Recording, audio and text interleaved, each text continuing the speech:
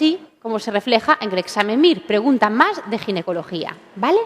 Ahora, os voy a orientar de la obstetricia, lo que suelen preguntar, y además cómo lo suelen preguntar, que es en forma de caso clínico. Vale. Entonces, pasamos ya al segundo capítulo de obstetricia, el tercero, el de diagnóstico prenatal y control del bienestar fetal. El diagnóstico prenatal, ojo, está de moda. De preguntar algo en obstetricia nos pueden preguntar de este capítulo, del diagnóstico prenatal. ¿Os acordáis que, el diagnóstico prenatal, como dice su nombre, ¿no?, consiste en que nosotros diagnostiquemos, antes de que el niño nazca, pues cualquier tipo de defecto que tenga, ¿no? Y ya sabéis que, los defectos congénitos es cualquier tipo de anomalía que esté presente en el momento del nacimiento, ¿no? Y se organizan en 3 grandes grupos, en alteraciones cromosómicas, en alteraciones hereditarias mendelianas y en malformaciones. Bien, los defectos congénitos más frecuentes son las malformaciones, ¿vale? Las malformaciones.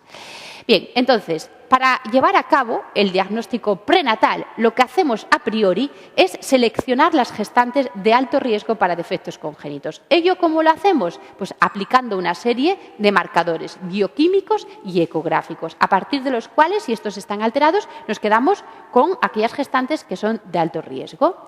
Bien, ¿y cómo diagnosticamos? Si es una gestante con alto riesgo para una malformación, ¿cómo diagnosticamos las malformaciones? Por ecografía, ¿vale? Si es de alto riesgo para una cromosomopatía o para una enfermedad genética, ¿cómo lo diagnosticamos eso? Mediante biopsia corial, amniocentesis o funiculocentesis, ¿vale? Bien, vamos ahora a recordar los marcadores bioquímicos y ecográficos. De los marcadores bioquímicos quiero que recordéis, este es el típico.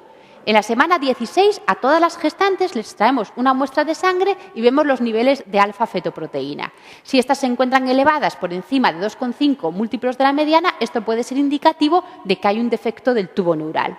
Bien, si yo veo o sospecho un defecto del tubo neural, ¿cómo lo confirmo?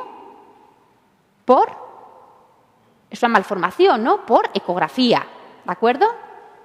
Bien, hay otra serie de marcadores que se emplean en este caso, fijaros, como marcadores de aneuploidías. ¿Os acordáis de las aneuploidías? Son las alteraciones en el número de cromosomas. ¿Cuál es la más frecuente? La trisomía 21, ¿vale? Bien, fijaros, hay una serie de marcadores que los empleamos en el segundo trimestre como marcadores de aneuploidías. Y son, una vez más, fijaros, la alfa-fetoproteína.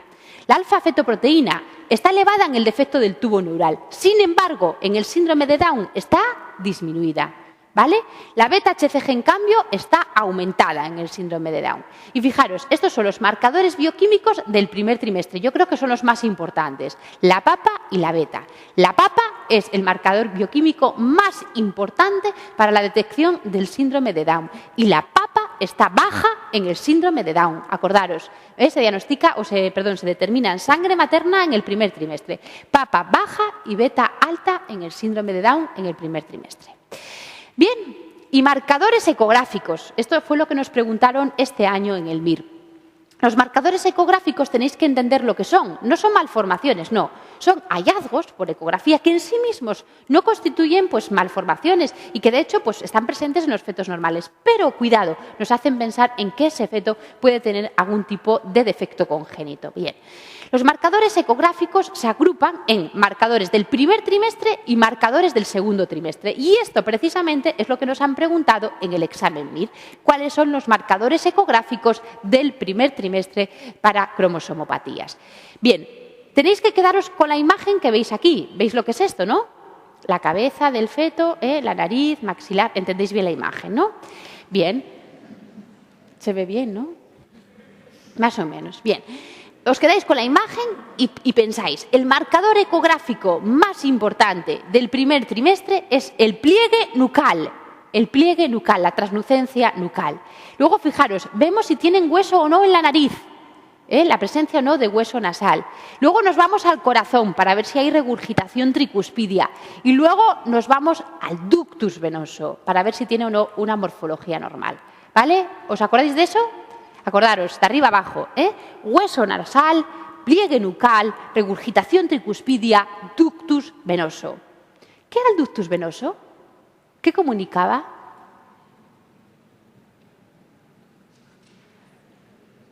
vena umbilical con vena cava inferior. ¿Os acordáis de los shunts fisiológicos en los fetos? El ductus venoso de Arancio. Bueno, pero yo creo que es más importante que recordéis esto, marcadores ecográficos del primer trimestre. Los del segundo trimestre son muchos, yo creo que no compensa en exceso el hacer el esfuerzo. Por ejemplo, mirad, esto es un corte transverso a nivel del cerebro. Aquí lo que veis es en los ventrículos laterales y aquí esto es un plexo coroideo y aquí hay un quiste. Quistes de plexos coroideos son marcadores ecográficos ya del segundo trimestre. La dilatación de las pelvis del riñón también son marcadores del segundo trimestre. El intestino hiperecogénico también son marcadores del segundo trimestre. Por lo tanto, yo creo que lo importante es que recordéis los del primero. Os lo repito, hueso, pliegue, regurgitación tricuspidia, ductus venoso. ¿De acuerdo? Bien.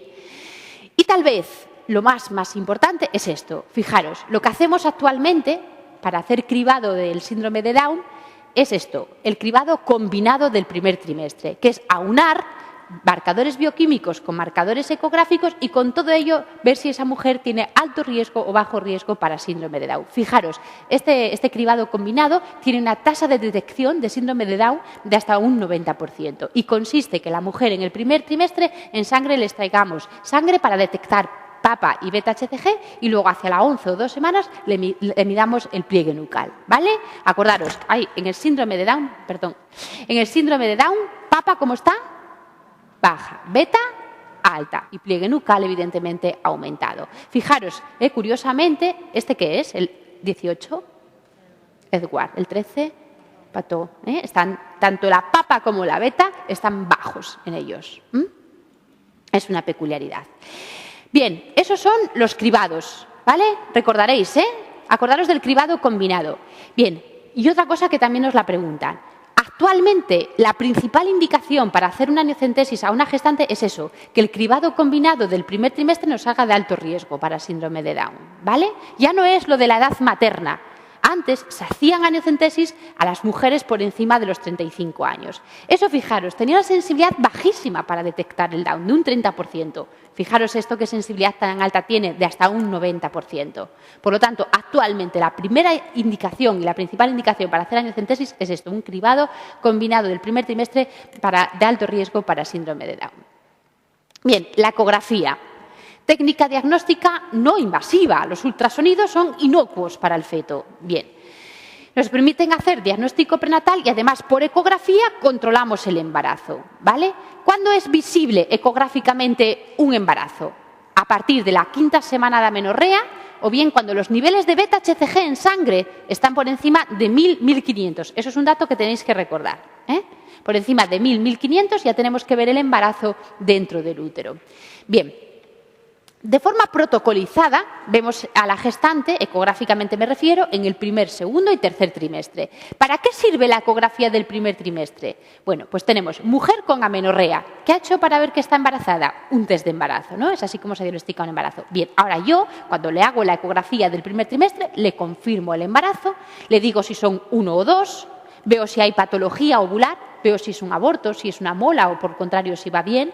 Veo si hay patología ginecológica asociada, por ejemplo, puede haber un quiste de ovario, y, por ejemplo, veo también grandes malformaciones. Los anencéfalos, ya los vemos aquí en el primer trimestre, o estos que tienen defecto de cierre de la pared abdominal, también los vemos en el primer trimestre, ¿vale? Eso es para lo que vale la ecografía del primer trimestre. Ojo que también nos lo preguntaron en el MIR, ¿vale?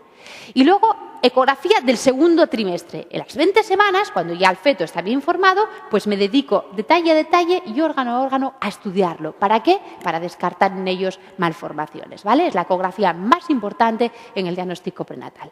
Y luego, ¿qué hago en la eco del tercer trimestre? Lo peso. Siempre me dicen los padres, ¿cómo lo pesas? Se pesa, pues midiéndole la cabeza, el diámetro biparietal, el perímetro cefálico, el perímetro del abdomen y la longitud del fémur. Y con ello, en el ordenador, se calcula el peso, ¿vale? Es muy importante también en el tercer trimestre ver dónde está la placenta. ¿Para qué? Para descartar las placentas previas. ¿Lo recordabais, Perfecto.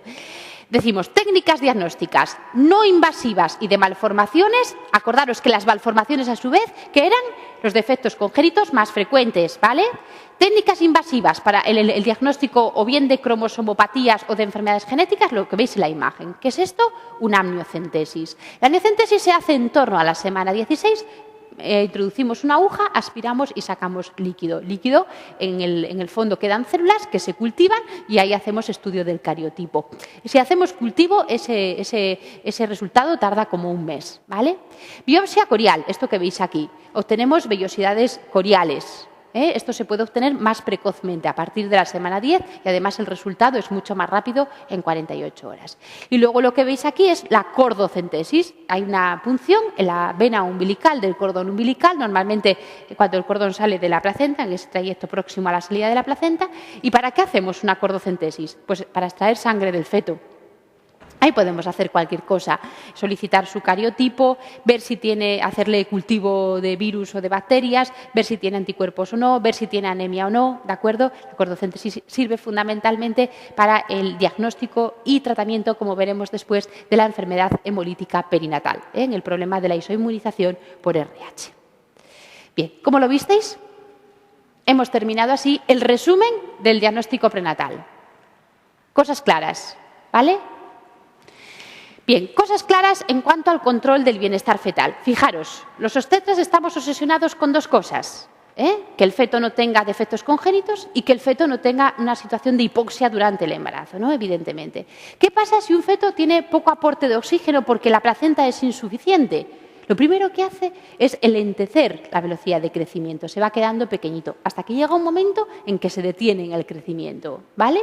Y por otro lado, eso se va a acompañar de poco líquido, es decir, va a haber un CIR y va a haber un oligoamnios, ¿vale? Y eso se nos va a traducir esa situación de hipoxia y que luego puede llevar a una situación de acidosis metabólica a que haya alteración en el registro cardiotocográfico. Bien, si hacemos control de esa situación de hipoxia mediante fluxometría Doppler, ¿os acordáis? ¿Os acordáis cómo un feto con hipoxia se protege? Hace vasoconstricción en todas las estructuras, menos en el sistema nervioso central, que hace vasodilatación, ¿vale? Cuando predomina la vasodilatación es cuando hay redistribución, ¿vale? Es cuando hay redistribución. Decimos, ¿os acordáis que cuando en la arteria umbilical del feto no hay flujo en diástole o hay flujo reverso, o bien se alteran los flujos venosos, eso es ya un signo ominoso de muerte fetal y estamos en una situación de acidosis. Bien, más fácil que la fluxometría Doppler es esto, el registro cardiotocográfico. ¿Esto en qué consiste? Consiste en registrar la frecuencia cardíaca del feto en presencia o en ausencia de contracciones. Esto que veis aquí, ¿que es un test estresante o no estresante?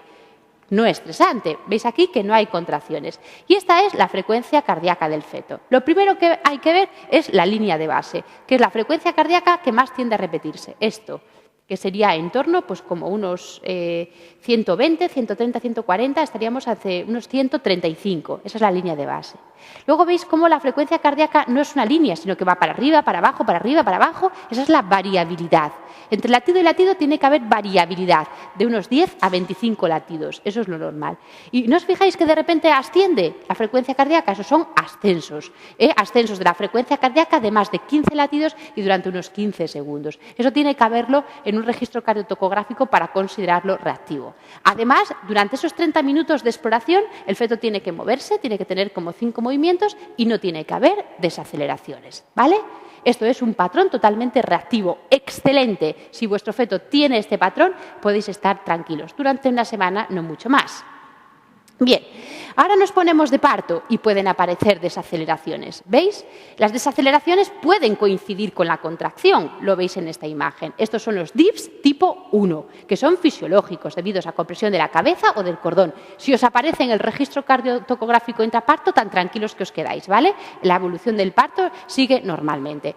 Cosa bien distinta, más preocupados os tenéis que poner si veis esto, DIPS tipo 2, contracción y después desaceleración. O bien cuando aparecen variables, son descensos bruscos de la frecuencia cardíaca que no se relacionan con las contracciones. Estas, las variables, en un principio son fisiológicas, a no ser que sean muy intensas, muy profundas las variables y muy repetidas en el tiempo, que también pueden indicar acidosis. Bien, ¿pensáis que me puedo quedar en la duda si estoy intraparto, si me aparecen DIS tipo 2 o si me aparecen muchas variables de si este feto tiene acidosis o no? ¿Me puedo quedar con esa duda?